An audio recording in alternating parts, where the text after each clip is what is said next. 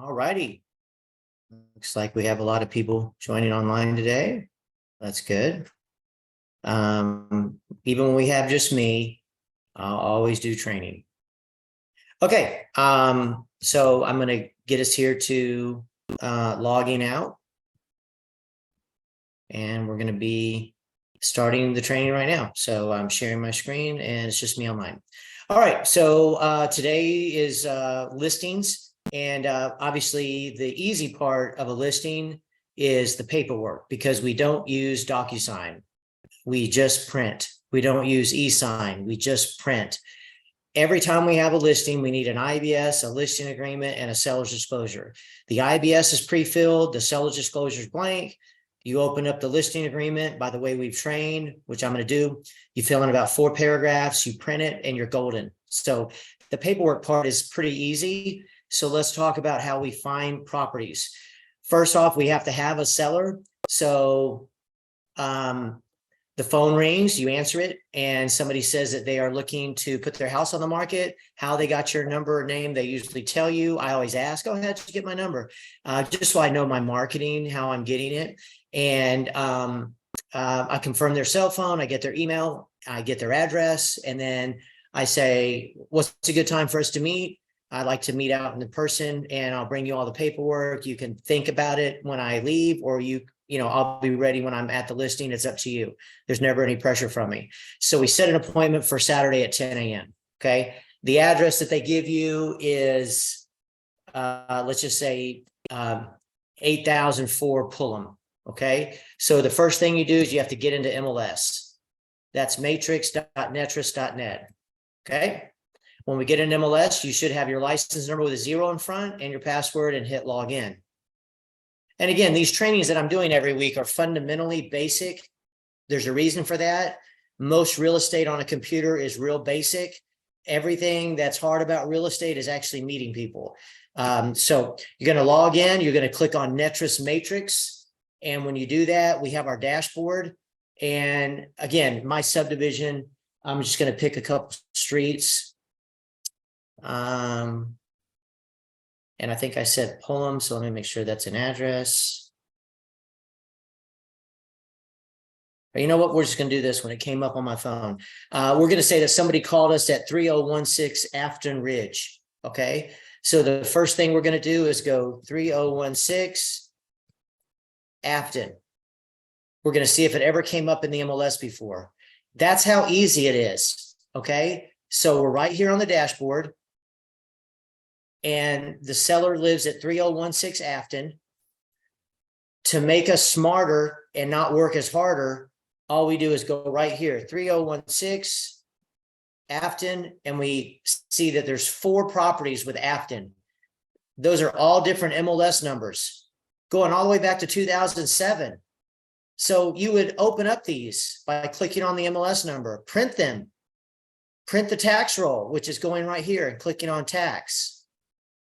Okay, you know it's Spring Ridge and it's in Plano. All right. By looking at the MLS number, you could cheat and already know the square footage, the year built. It doesn't have a pool. All right. So that's going to be super easy. Now, let's say that it wasn't in the MLS, meaning when you put it in here, it wasn't there. Then you have to go search public record. And then right here, you go 3016 Afton. And you'll see that down here, by just typing that in, there's 2 matches. And when I hit results, I'm going to have Afton Shire and Afton Ridge. Well, it's the first one. So when I click on the property ID number, it takes me to the tax roll. And then if I'm at the tax roll and I go to last listing and it doesn't show this, but instead it shows the hand, click on it. And you'll see that you have the listing. So there's 2 ways to get to it. Either it's been in the MLS before, right here, 3016 Afton, or you go to the tax roll. And don't do any north-south, any of that crap. Just do the street. And there you have it, 2 matches. All right. So we like that we have it. All right. Now, another thing that I like to do is I like to do a CMA. Well, you can see it's Spring Ridge Phase 3. I don't worry about Phase 3. If I have this, I want to look at it and see the age is 98. It's 2,167 square feet. There's no HOA. You see that right here. Okay. If I didn't have this and I have just the tax roll, I still can scroll down, and right here it says 1998. Right here it says the building square footage is 2,167. That's enough for me to go and do a CMA at Spring Ridge. So that would be what I would do next. I would go search residential detail. When it opens, I'm going to go ahead and type in Spring Ridge down here in the subdivision and put an asterisk. Over here, year built, I'm going to go 1996 to 2000. That gives me 2 years before the home was built and 2 years after. And then over here in the left corner, I'm going to select all, and I'm going to go to pending and make it 180 days and closed 180 days. Over here, I'm going to go ahead and type in Plano to make sure there's not another subdivision with the same name. And you'll see that there's 13 matches. There were 20. So I'm glad I put Plano in because it deleted the other cities with the subdivision name of Spring Ridge. Then I hit results. I'm going to get a single line of each of the 13 properties.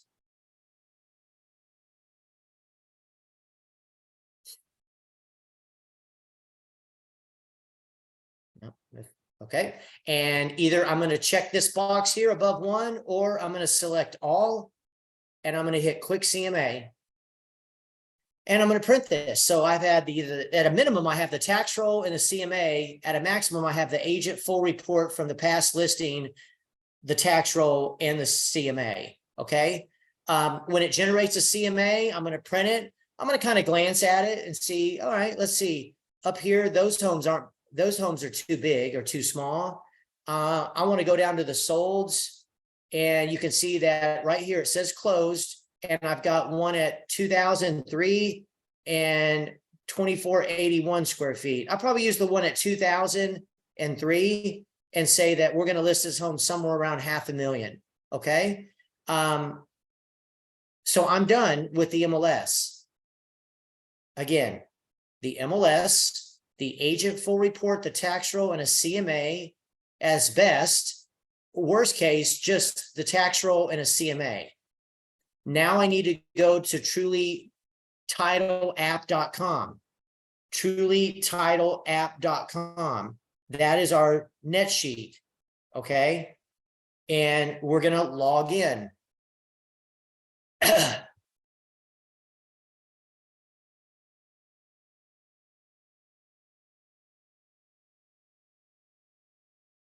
Right. This is my login. Yes. Yay. Okay. So when you log in, it's going to take a second, and it's going to be in a buyer net sheet screen. We want the seller net sheet. And I'm going to go ahead and say, hey, I'm going to leave that alone, conventional. Here, I'm going to go 500. I'm going to leave my 6% in because that's what I charge. 3 to me, 3 to the other agent. That's all I need. I'm going to scroll down. I'm going to hit compute. Leave everything else alone. Once you get to this screen, hit share or print PDF. You'll be able to pick whatever template you want. Okay, there's multiple templates. I like this one at the bottom because this is real simple, and I'm a simple person. So I'm going to print it right there, and then I'm going to hit the back button, and then I'm going to change this to 510. Tab a couple times, hit compute, hit share or print PDF, pick a template, hit print, hit the back button. So far, I've done 500 and 510. I'm going to go ahead and go 490. Tab a couple times, hit compute, hit share or print, pick the template I want, hit print, and I'm done with MLS and my NetSheet app. So again, just to regroup, I've got, at the best, I've got the agent full report from the past history, the tax roll, a CMA, and 3 net sheets. Worst, I have the tax roll, CMA, and 3 net sheets. Now on this, what you'll notice is that I've already signed the bottom here. And that's done every time I open it. So you can go and mess with this and you can sign it by going into your settings.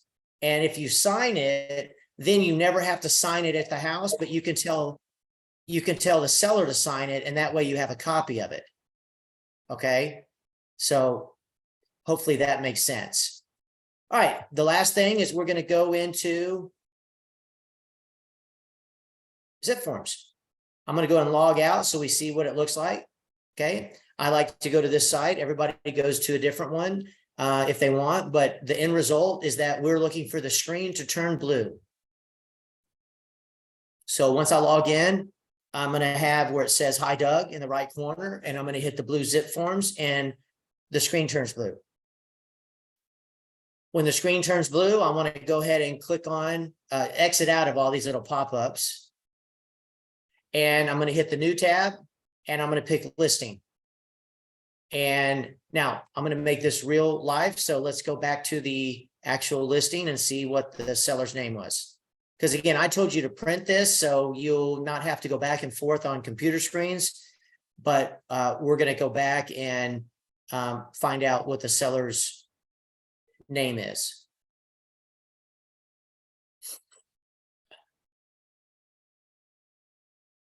Okay, so it was 3016 Afton. Click on the MLS number, we click on the tax roll, and boom, Summersdale. Okay, so Summersdale is the seller's name. That's good for me. Okay, I'm going to select the dot next to residential every single time. And then here, select a template. I'm going to pick seller. I'm not going to use MLS Connect because this is a listing. And I'm not going to put in the MLS number of a past listing. It's going to screw everything up. So again, we only use MLS Connect when we're working with a buyer, right? So name it, select the dot next to residential, pick the appropriate template, scroll down, hit save. You'll see that you have the white summary tab. We've talked about 1 billion times. Go 2 tabs to documents. This is going to be the beautiful part of this. We know the home was built in 98. We don't need a seller's disclosure on lead. We don't need release of earnest money. We don't need a data input form because it's already been in the MLS. That can be a cheat sheet. So really, we only need these 3 documents. So I'm going to click on the IBS, open it in new form editor, which means it opened here. And we have 2 columns in a workstation. The 2 columns shows the top one, what I just added, the bottom, what I could add. I want to add the listing and the seller's disclosure. And now I just want to go to the listing because I'm going to print this by hitting print. I don't need to touch the IBS and I don't need to touch the seller's disclosure. So I'm just going to go, instead of scroll down to this, I'm just going to click on it. And right here, I'm going to put Summersdale. That was the seller's name. I'm going to scroll down. Paragraph 1 will be pre-filled. So I'm going to go right here. I'm going to look at the listing. And a way to do it is you could, if you wanted, you could copy and paste this. If you're doing it like me, going back and forth to screen, from screen to screen, you could paste it right here and then use it as a cheat sheet. So lot 17, block A, I like to capitalize block A, Spring Ridge, phase 3. Okay, we already know it was City of Plano. Let's say that you're not familiar with Plano. You want to know what county it is and you don't know. You can go to the tax roll and right here in 2022, 2021, 2020 taxes, at the bottom on the left, jurisdiction, it says City of Plano, Collin County. So now I know that it's going to be Collin. Nothing like screwing a listing up by putting Denton in, because there is part of Denton County in Plano, and having the seller correct you. All right, we go to page 2. I don't know if you remember, but when we did have the listing, because remember we pulled it up, the past listing, right below the year built, it said HOA none. Well, that means that I will make a change here on page, the top of page 2. I have marked that there is an HOA. So I'm going to unmark it and put there's not one. I'm going to pick a begin date of Saturday. That's when I was going to meet them. And Lola likes to go out a year. So let's do that. Okay, I'm going to pick the same day to make it uniform. And if I'm charging 6%, which I usually do, I'm done because the rest of this document is pre-filled. That's 6% going to the brokerage. That's saying you're going to put in the MLS. That's saying you're going to put in CSS or showing time or broker bay. That's 3% of the 6 going to the buyer's agent. Intermediaries authorized. We're done. So all we're going to do is hit save because you can't hit save too many times. And then we're going to print it. Okay. So again, to recap, we have the agent full report as a best case scenario, the tax roll, a CMA, 3 net sheets, the IBS, the seller's disclosure, and the listing. Worst case, we don't have the agent full report and we have to look up the tax roll. So we'll have 9 documents minus 1, right? Because we don't have the past history in the MLS. So I'm going to look at some other addresses just to kind of goof around, okay, or some streets, anyways. Let's see. I'm just going to type in. Okay, here's one. 7601 Orvale. So with the remaining 14 minutes, because the listing presentation is done, let's work on how to find these in the MLS if they're not listed or if they are. So I've got a few addresses here. I'm going to do about 6 of them and then we'll call it a night. The first one is somebody calls you and says they live at 7601 Orvale. Well, first off, I would ask them to spell it because I don't know how in the hell to spell Orvale. Once they give it to you, it's right here. Again, we go to Matrix. We log in. We'll be at our dashboard. And right here, we type in 7601 and we type in ORV and see if anything with that address has ever come up before. You can see it hasn't. So that means we're going to have to go to the tax roll. We go to public record and write 7601 Orvale. You can see there's no matches. Okay. So now I'm going to go asterisk with the ORV. Okay. You can see there's not any there.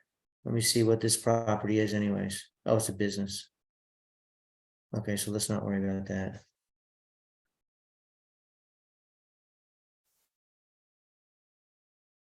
Let's pull up another one.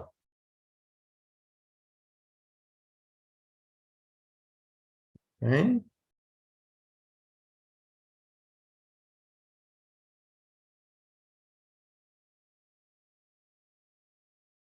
All right, let me just 8721. See what comes up here. All right.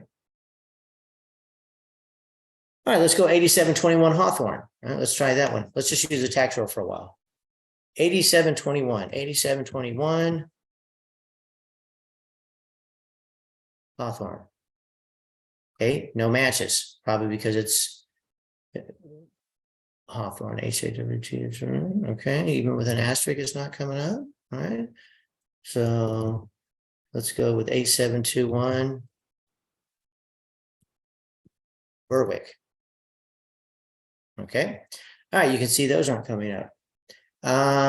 Let's go back to the dashboard and let's just look up some of these listings here in our office. Maybe that's the easiest way. Okay, let's go with this 706 Wildwood. Well, first, let's see how we can find it. Public record 706 Wildwood, 706 Wildwood. 4 matches. Okay, you hit results and there it is. Okay, so that's one way. And that's a good way you can train yourself. Go over here, log in, go over here to My Office Active Listings, pick any of these addresses, and just don't even look them up in the MLS. Go straight to the tax roll. So let's go 521 Crosscut.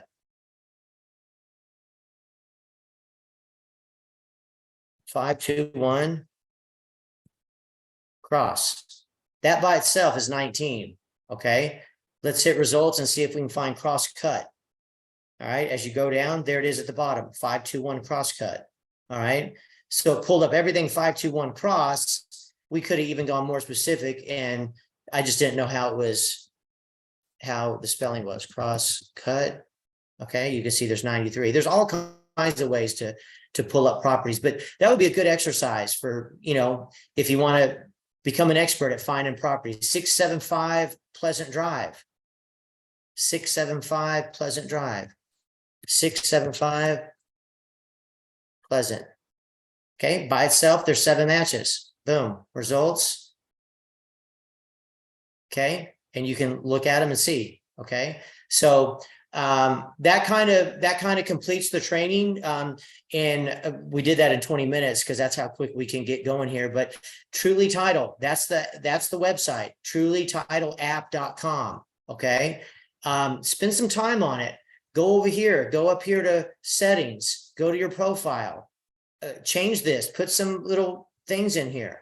Okay, you can go here and you can go to account settings. Okay, and you can do all kinds of other things. Look around, signature right there. If you click on it, you can go ahead and sign your name. So now every time you go to a NetSheet app, and when I'm just going to use whatever's here, let's say 100,000.